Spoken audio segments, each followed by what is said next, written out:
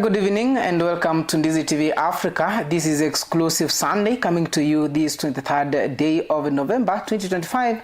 I'm Jeff Nyakundi and together with my director Lucas Ouma, we are honored to bring you the day's top stories, in-depth reports as well as exclusive coverage from across the country and beyond.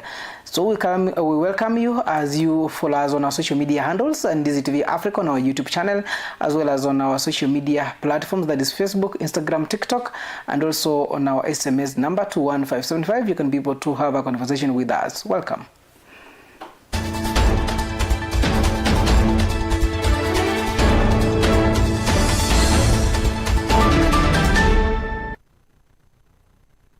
We start one bulletin from Nyamira County, where the United Opposition leaders, led by the former CS Fred Matiang'i, toured Nyamira County to campaign for their candidate ahead of the upcoming by-elections scheduled for November 27th in Nyansiongo, Ekerenyo, and also Nyamaya. Speaking to supporters at Ikonge, Dr. Fred Matiang'i criticized the Kenya Kwanza government, accusing it of misusing the public funds and as well as acting in violation of the law. Nataka niwaeleze hivi ndugu zangu na dada, hapa ni nyumbani. Abantu baminto obokaya yo morocho bagenderete gaiga nigo batagete kondwanie segi motagete igo sababu sana hii mambo ya by election ya ward hatuingilii. Na mimi hata wakati nilikuwa kwa serikali miaka 10 hatukuwa tunaenda tunatafuta pesa kurandaranda by election ya ward.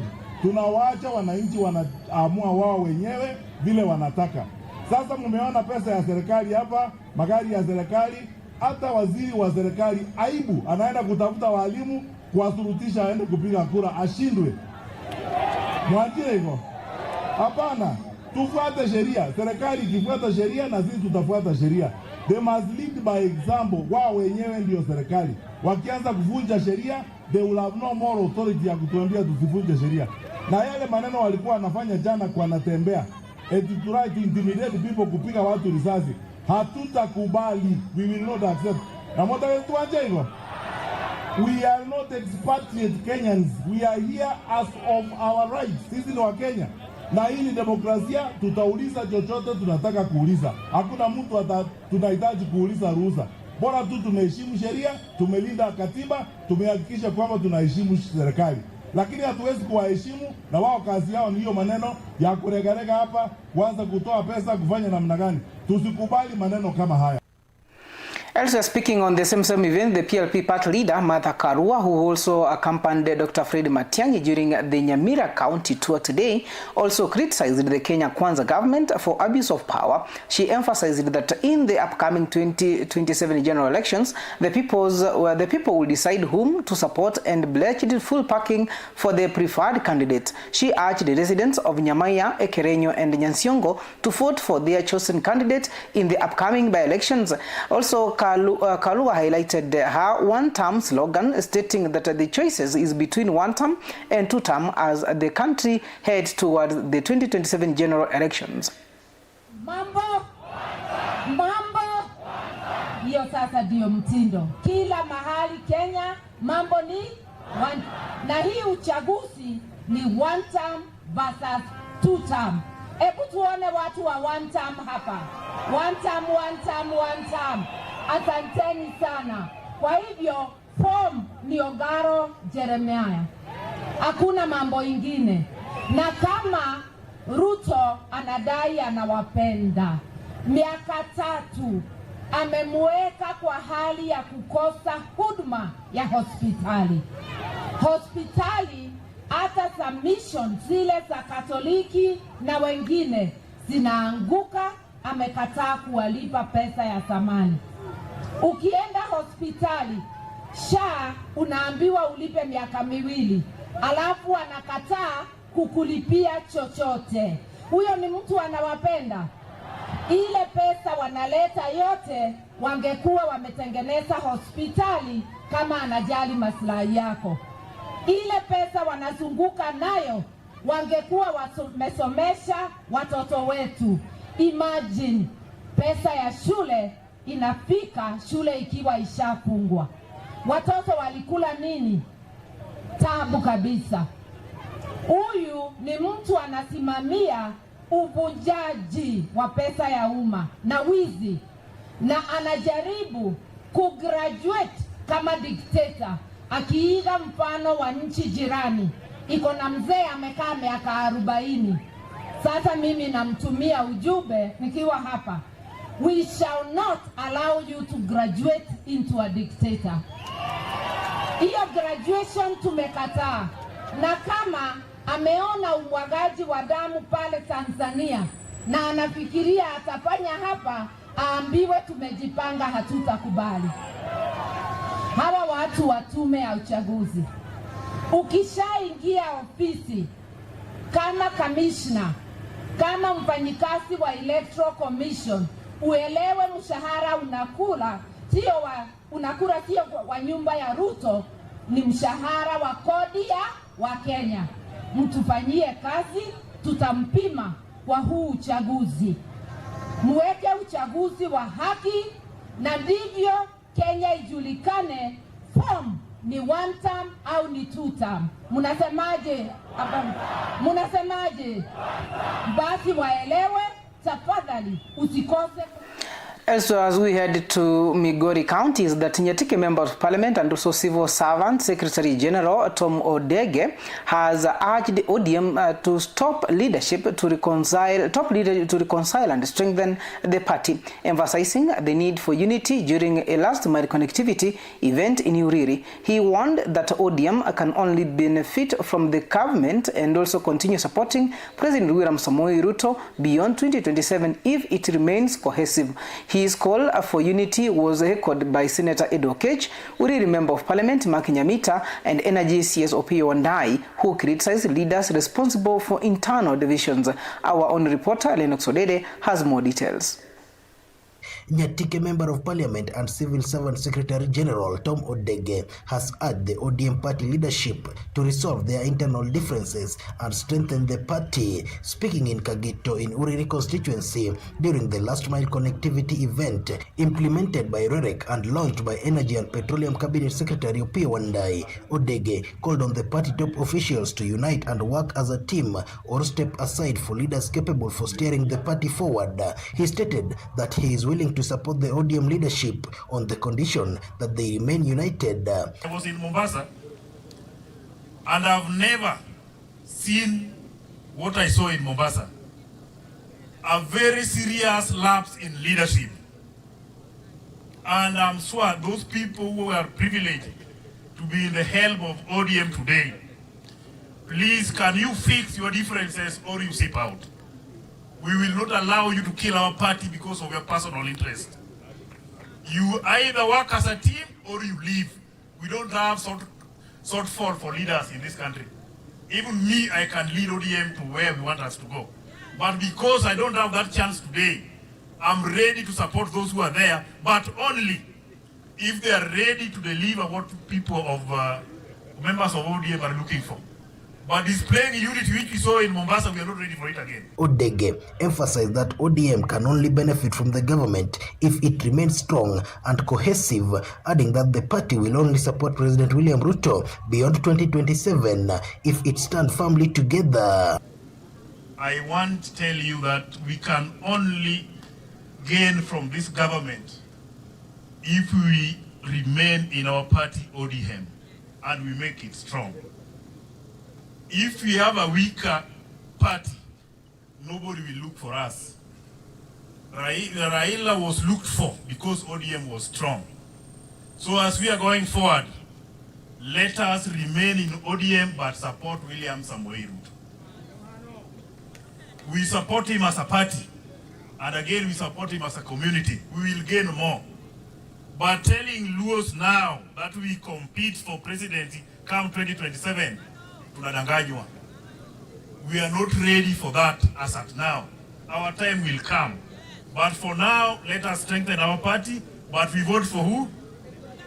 For Ruto. Migori County Senator Ed Oketch and Uriri MP Mark Nyamita also criticized the divisions within the party, especially those who are calling for street demonstrations. You cannot use your people to look for your own food in the hands of the government. We want people who are sticking with this government during the day and during the night.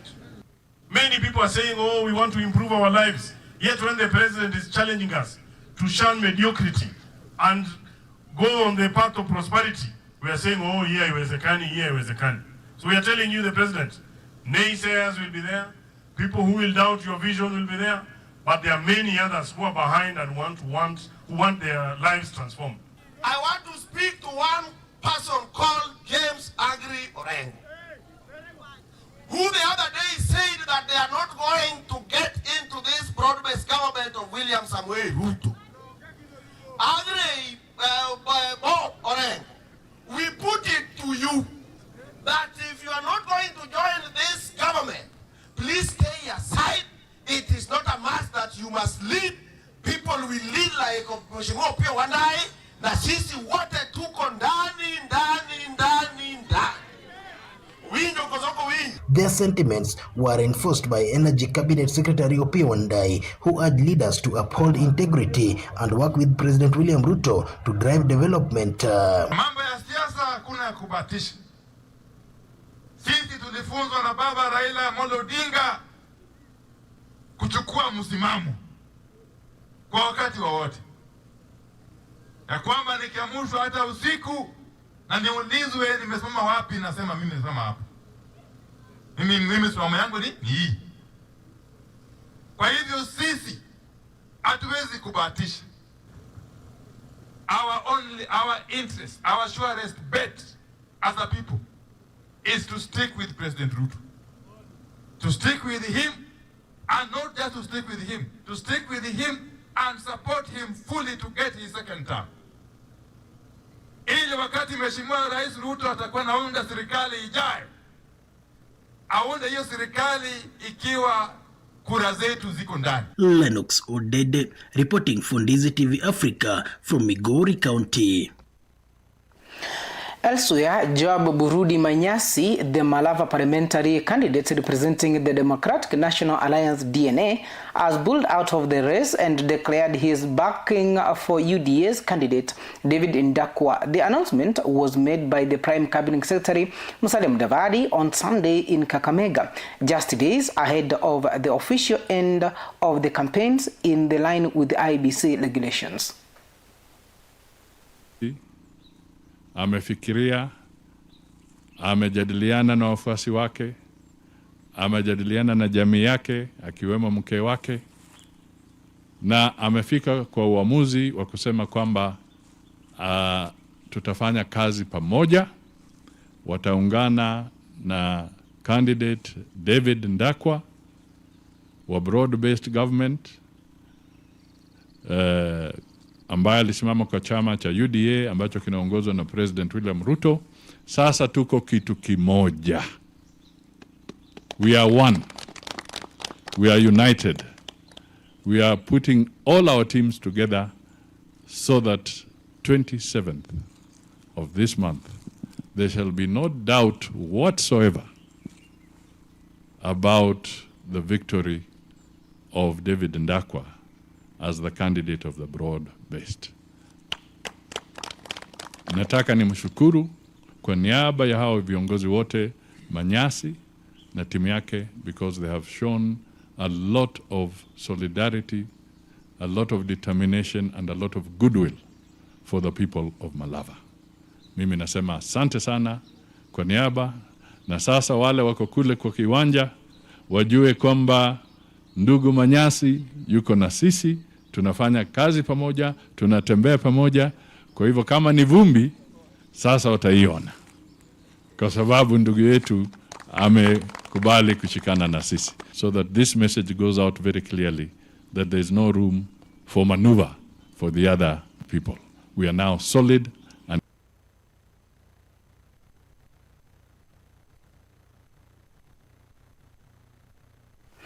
As we are back to Migori County, the Energy and Petroleum Cabinet Secretary Opiyo Wandayi has revealed that the government intends to upgrade the Gogo hydropower plant in Uriri from its current 2 megawatts to 8.6 megawatts. The multi-billion shilling project, set to be launched by President William Ruto, aims to increase electricity access, create jobs for young people, and also improve power reality across Migori County. Our own reporter, Lenso Dede, has more details.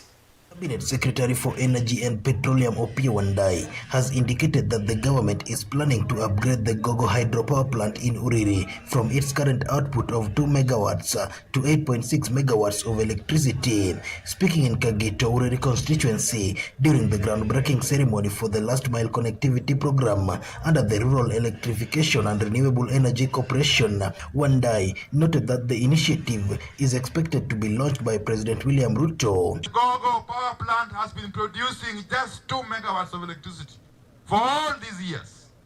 And yet it is the oldest power plant in this republic, at least hydro power plant.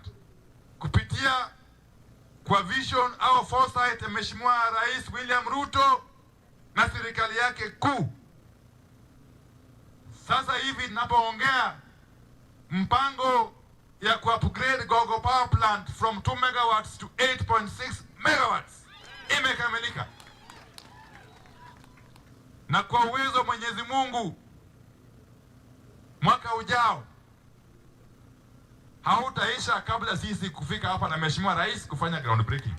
He explained that the project, valued at over 6 billion shillings, will create employment opportunities for the youths, expand electricity access to more households, and enhance sustainability of power supply.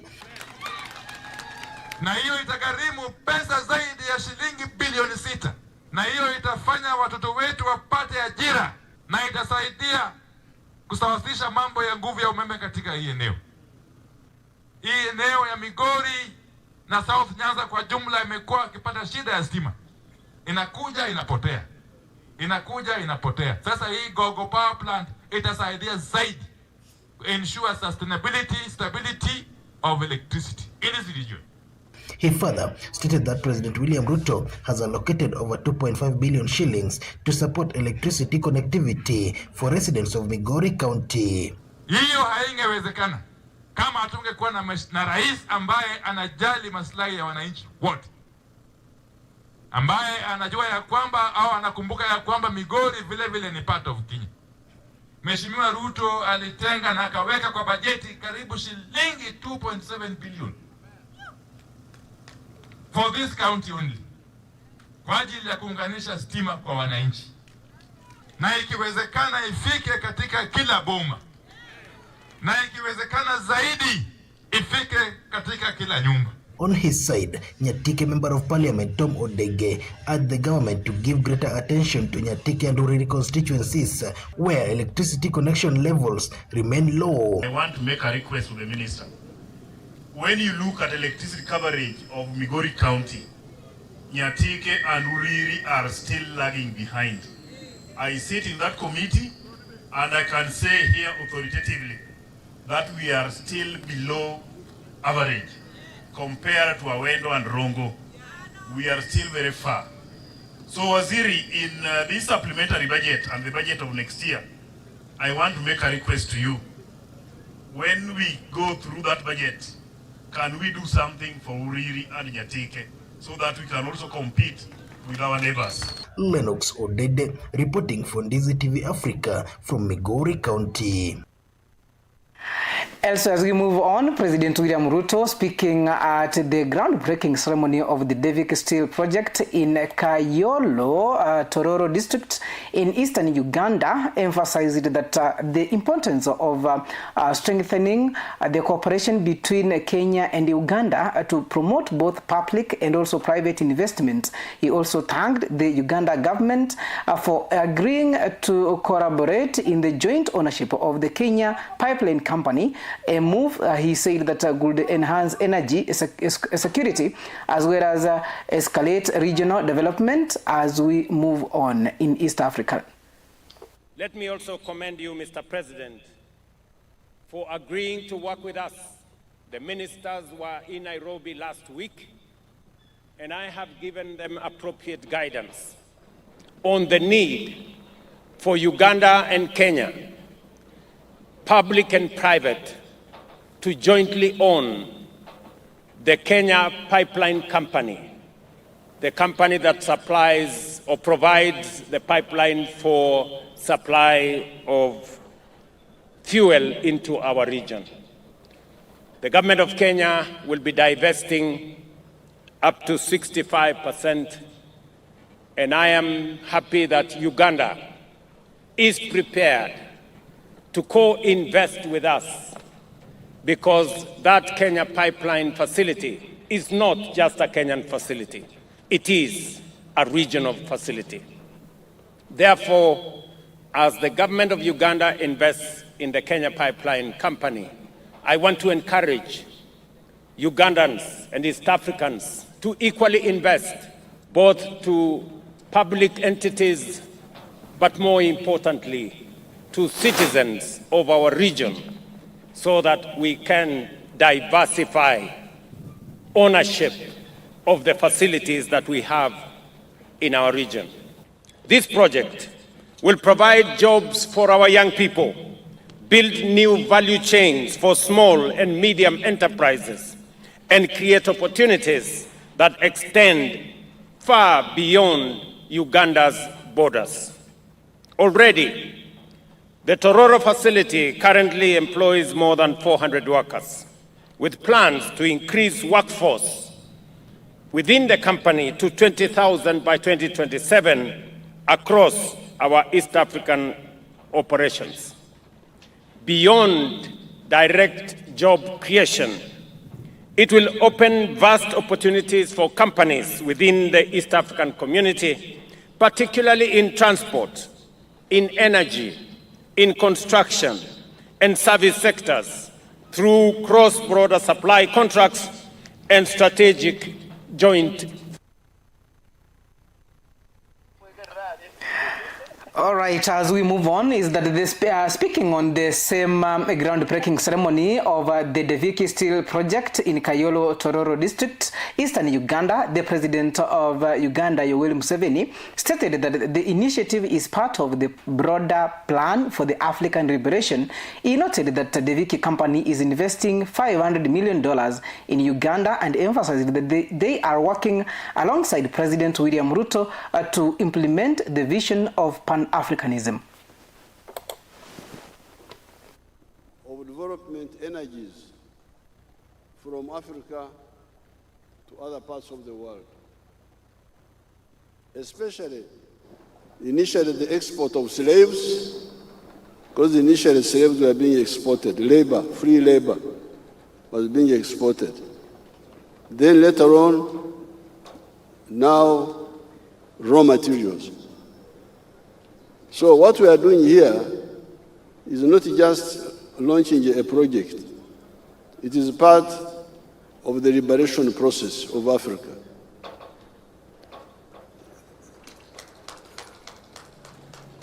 It is part of ending the betrayal, usaliti of Africa. The man is going to invest $500 million here. And he has already helped us with the cement. He has got a very good track record. What he says, he does. I'm very happy with him. And I want him to bring more gurus. Are there more reverends there? Indian reverends. He's going to bring more reverends, Indian reverends. And I want to thank His Excellency Ruto for encouraging him and for being together with us, Of course, 26 minutes past 9 p.m. at Ndizi TV Africa Exclusive Sunday. We are taking a break. After a short while, I will be back with the sports news.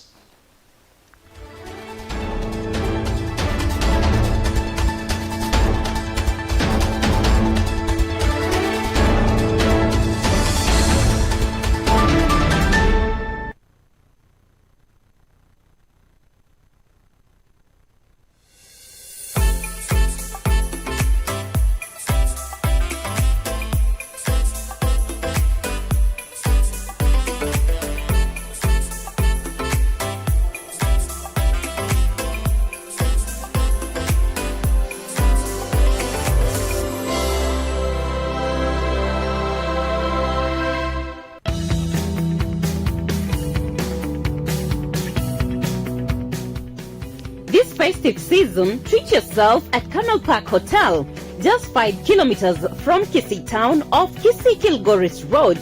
Enjoy luxury, comfort, and a 10% discount on all accommodation services. Book now and celebrate in style. Camel Park Hotel, the pride of Kisii.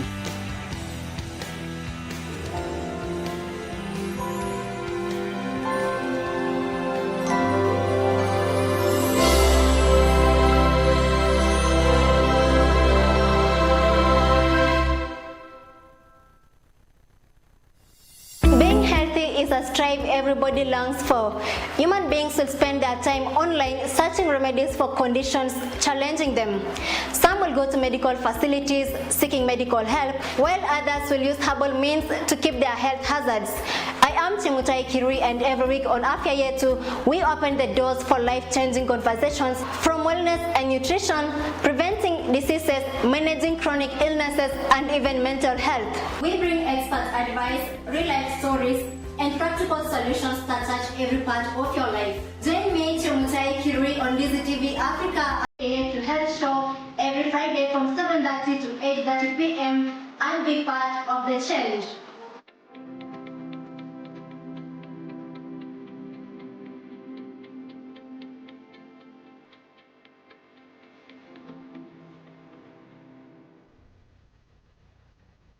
Je, wewe ni mmiliki wa aina ya gari aina ya Alto, Probox, Harrier, V8 na Lexus? Jipatie brake pads kwa bei nafuu hivi sasa. Vilevile oil filters kwa gari aina ya Toyota na vilevile Subaru. Ili upokee popote ulipo, piga simu kupitia nambari 0739318606. Je, wajua kwamba mapishi si kazi tu ila ni sanaa? Njoo tujifunze mapishi mapya katika runinga ya Ndizi TV Africa.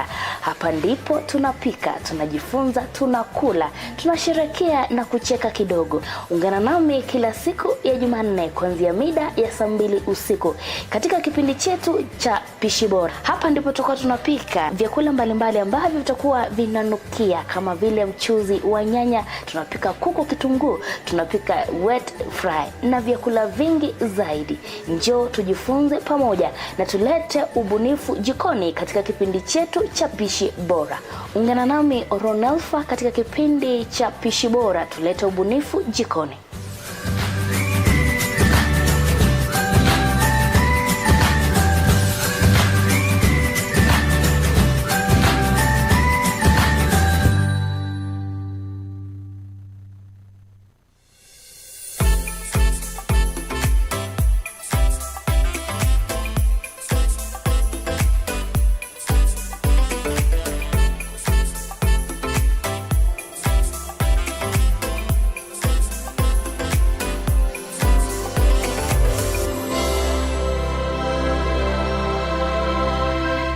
Mteja mpendwa, ni wakati sasa wa kujinyakulia aina ya flash disk kuanzia 8GB, 16GB na vilevile 32GB. Vilevile earphones, wireless headsets, unajipatia wireless microphones tofauti kwa bei nafuu. Yale ambayo unafaa kuyafanya hivi sasa ni kwamba unapiga simu kupitia nambari 0739318606. Yote unayapata kwa bei nafuu popote ulipo.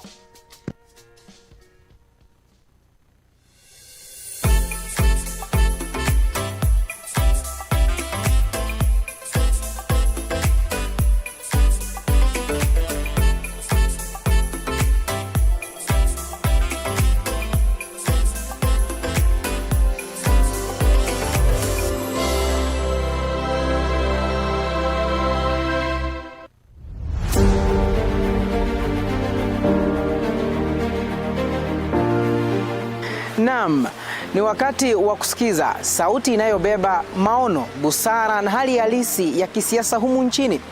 Karibu katika kipindi Sauti ya Uongozi. Hapa tutakuwa tunazungumza na viongozi kujieleza katika hali halisi ya yale ambayo waliahidi kuyafanya, na bila shaka kukupa wewe mtazamaji nafasi ya kuzungumza kama mwananchi wa kawaida kwa yale ambayo waliahidi kuyafanya katika maendeleo humu nchini. But after making the payment, they deleted. Now, what kind of accounting is that? Because you are supposed to maintain the details of whoever you paid so that the figures can balance. Watu ambao wanafanyiwa sio kwamba ni wale wananchi wote ambao wako pale wanafanyiwa ile funding. Ni makundi haswa. Na zile pesa kufika katika makundi ikamfikia mwananchi yule ambaye alikuwa anachangiwa akapata kiasi kidogo cha pesa. Ina maana kule kuzurula, ule msururu wa kuzunguka inakuwa ni kama ni null and void kwa mwananchi, anaiona kwamba analagaiwa. If you graduated in 2016 and somebody graduated in 2020, the 2016 was to be given priority to get that job. But nowadays, members of parliament have taken over. They get the letters, they dish them in funerals, others they sell them to the highest bidder. Kila wiki tutakuletea mahojiano ya kina na viongozi kutoka sekta mbalimbali na jamii kwa ujumla. Je, unajiuliza maswali ni kipi ambacho kinajiri nyuma ya pasia la uongozi? Basi hapa ndipo unapaswa kukaa mkao wa kutazama na kusikiza. Usikose Sauti ya Uongozi kila siku ya Jumamosi kuanzia saa 1 jioni hadi saa 3 jioni. Ndani ya Ndizi TV Africa, nami Jeff Nyakundi. Sauti ya Uongozi. Tunazungumza, tunajenga, tunabadilika.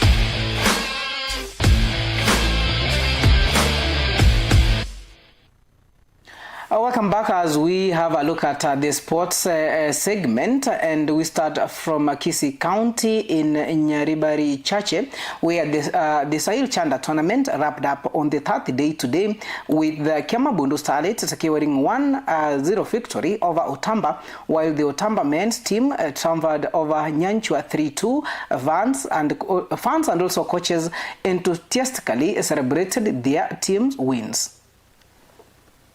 Jina naitwa Wilfred Makori, koji wa Kiamabundu Queens. Leo tumekuja mchezo hapa ya finali ya Kisii Central Ward. Tulikuwa tumepanga wasichana, tumetrain. Game imekuwa mzuri but opponent wamekuwa tough, but imewezekana tumepata bao moja na tumequalify kwenda finali ya divisional level. Sasa tunaendelea kujituma, we are preparing ourselves tuende finali. Last round finali ilitukoza. Tukasema ya kwamba this time round tunarudi tuchipange tuende finali kuchukua hiyo kombe la constituency final. Napongeza wachezaji wangu, wamefanya kazi nzuri. My coaching staff tumeshirikiana, kazi imekuwa mzuri. Hiyo nawapongeza. Above all, namshukuru Mungu kwa sababu yeye ndiye ametupatia hii ushindi ya leo. Kwa majina naitwa Sheila Nicole. Nashukuru tumeweza kupata ushindi. Tukua tumejipanga. Although opponents wamekaa wagumu kiasi, lakini tumeweza kushinda kwa bao moja. Kwa hii tournament venye imeanza, tumejipanga tuweze kumaliza kama number 1. Tufike finals. Kwa majina ni Masanya Philip. Mimi ndiye msaidizi wa kocha mkuu hii klabu ya Kiamabundu Queens. Leo tuko na furaha kidogo kwa sababu tumekuja na tumepiga opponent bao moja kwa 0.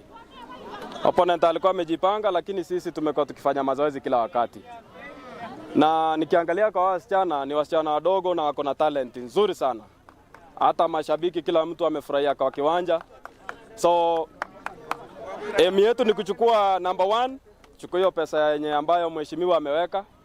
Alafu pia hao wasichana wao wanacheza kwa ligi ambayo inaitwa Regional League.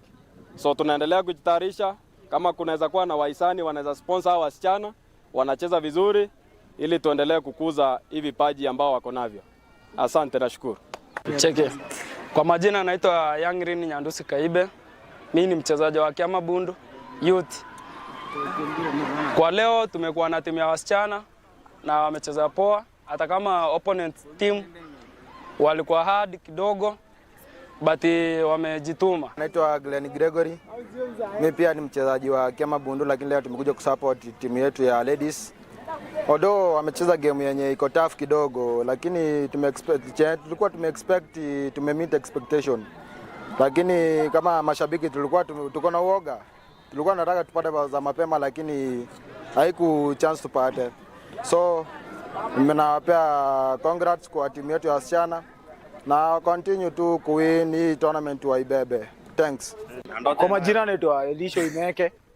Narudishia ni asante kwanza kwa MP kwa kuweka hii tournament. Leo tumeona talanta manze kutoka Kiama Bundu Starets. Ama demo wamecheza vizuri, wamepiga hiyo game. Wame-explore hiyo talent. So kitu kingine wasichana wanacheza regional D coming next year. So kama unaweza support wape kitu kiasi naweza saidia kwa ligi. Mfanye hivyo. Jina naitwa Rubin na kuanga fan wa Kiama Bundu. Leo nimefurahia kuona wasichana wetu kumbe wanakuanga na talent. Kitu imenifurahisha tukipanga hivi na vijana tuko na wao. Sasa kitu naomba huyo MP atusaidie ajenge hii timu, hata hatuna uwanja huko Kiama. All right, according to the chairman, Steve Biko, the matches are set to continue on Tuesday next week at Gianchere Stadium and the Nyanturago grounds. A statement reinforced by Buaba Orare, the communication chief from Nyaribari Chache constituency. Orare, natoka ofisi ya mbunge wa Nyaribari Chache, Mheshimiwa Zairi Janda. Leo tuko katika uwanja wa Nyaguta. Kuna mechi zinaendelea hapa katika Mheshimiwa ameweza kuweka kikombe inaitwa Zairi Janda Super Cup. Leo ni siku ya 5 tangu tuanze hizi mechi. Tangu tuanze hizi mechi tumeweza kuona kwamba watu wetu wameweza kurespond vizuri kwa sababu na vile tulipozingatia katika mambo ya rules. Tuliweza kusema kwamba hii tournament Mheshimiwa Zairi Janda ameweka ili wachezaji wa Nyaribari Chache peke yake waweze kuparticipate. Na hivyo ndio maana unaona our technical team imeweza kuwa firm katika hii mambo ya kufanya vetting kwa sababu tumeweza kuona kwamba kuna wachezaji kutoka other constituencies ambao wameweza kujaribu bahati yao, lakini tumekuwa firm kwa kufanya mambo ya vetting kwa sababu tunaitisha ID number, kama ni kura tunaitisha bado kura yako. So far tunaweza sema kwamba wananchi wa Nyaribari Chache ndio wameweza kufaidika katika kucheza hiki kikombe. Siku ya kesho tutakuwa na break, lakini siku ya kesho kutwa tutarudi na hizi mechi zitakuwa katika uwanja wa huko Gianchere na bado sio siku nyingine inafuata tutakuwa katika uwanja wa Nyanturago mpaka weekend. Kwa hivyo vile mnajua katika hiki kombe cha Mheshimiwa Zairi Janda katika teams za wanaume Number 1 atachukua 1,000,000, number 2 atachukua 1,400, number 3 atachukua 1,200, kisha number 4 atachukua 1,100. Na kuna zawadi hapo kama uniforms na mpira itapeanwa kwa washindi. Pia katika kategori ya wanawake tuko na number 1 atachukua nusu milioni. Number 2 katika wanawake bado atachukua 1,200, kisha number 3 atachukua 1,100 na number 4 atachukua 50,000. Kwa majina naitwa Steve Biko Ratemo. Steve Biko ndiye mwenyekiti wa kombe hili la Zairi Janda Super Cup, mbunge wa Nyaribari Chache ambalo linachezwa katika eneo la Nyaribari Chache.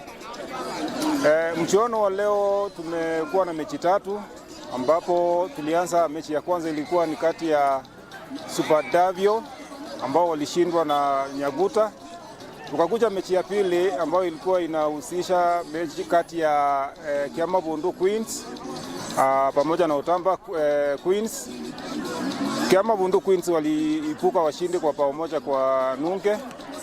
Na saa hizi mechi ambayo imetamatika ni kati ya Otamba na timu ya Nyanchwa. Mechi ambayo imeisha kwa Otamba kuwa washindi wa mabao 3-2. Tukiangalia kombe hili la Mheshimiwa Janda lilianza mnamo siku ya Jumamosi ambapo ndio ilikuwa launching day. Kuna mechi kadhaa zilichezwa siku hiyo, zilikuwa mechi kama mechi 2. Kufikia leo hii ni siku ya 5 ambapo tumepata mshindi kutoka Central Ward ambayo ni Otamba. Tukiangalia pia Kiogoro Ward tumepata mshindi ambayo ni Nyaguta. So kesho na kesho kutwa tutakuwa mapumzikoni kidogo. Siku ya Jumanne tutakuwa upande wa Keumbu Division, Keumbu Ward ambapo tutakuwa na mechi kadhaa, mechi kama 4 hivi. So ndio ningependa kuambia mashabiki kwamba ili kombe la Mheshimiwa Chanda mashabiki wahudhurie kwa wingi, sababu tunajaribu kuangalia tuone kama tunaweza pata vipaji ambao watakuja kusaidia eneo hili la Nyaribari Chache.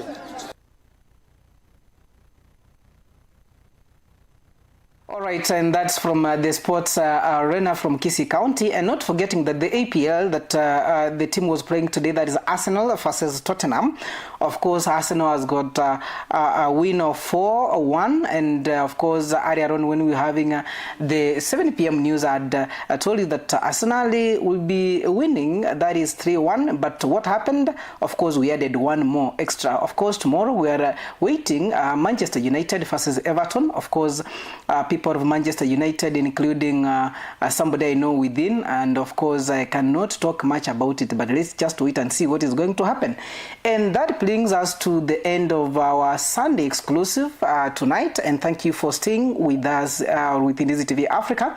I'm Jeff Nyakundi, and on behalf of my director Lucas Ouma and the entire production team, we appreciate your company. Enjoy the rest of your evening and have a productive week ahead. A good night, not forgetting that the 2014 alumni Geke Secondary School have been watching the news live from their YouTube channels. Thank you so much and have a lovely night. Bye-bye.